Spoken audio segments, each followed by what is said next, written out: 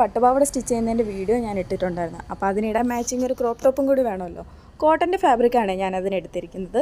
Black കളറിലെ ലൈനിങ്ങും എടുത്തിട്ടുണ്ട്. ലൈനിങ്ങിൽ നമ്മൾ ട്രേസ് ചെയ്തിട്ടാണ് ബാക്കിയുള്ളത് മെയിൻ ഫാബ്രിക്കിലേക്ക് അറ്റാച്ച് ചെയ്യുന്നത്. പ്രിൻസസ് കട്ട് വരുന്ന ക്രോപ്പ് ടോപ്പാണ് ചെയ്യുന്നത്. ഇത് ലൈനിങ് ഫാബ്രിക്കും മെയിൻ ഫാബ്രിക്കുമായിട്ട് ഒരുമിച്ച് സ്റ്റിച്ച് ചെയ്യുന്നതാണ്. ഇത് പ്രിൻസസ് കട്ടിൻ്റെ ഫ്രണ്ട് പാർട്ട് വരുന്നതാണ്.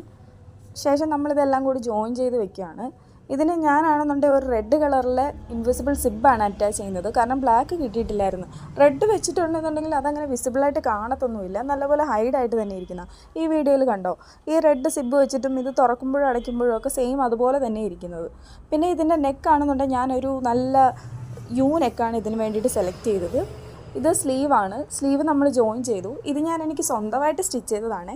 ഈ വീഡിയോയിൽ കാണുന്നത് ഞാനാണ്. എങ്ങനെയുണ്ടെന്ന് നോക്കണേ. ഇഷ്ടപ്പെട്ടു കഴിഞ്ഞാൽ വീഡിയോ സപ്പോർട്ട് ചെയ്യണേ. ഇത് പട്ടുപാവാടയും ബ്ലൗസും കൂടി ഒരുമിച്ചിട്ടുള്ള ഒരു ഫോട്ടോയാണേ. വീഡിയോ ഇഷ്ടപ്പെട്ടോ?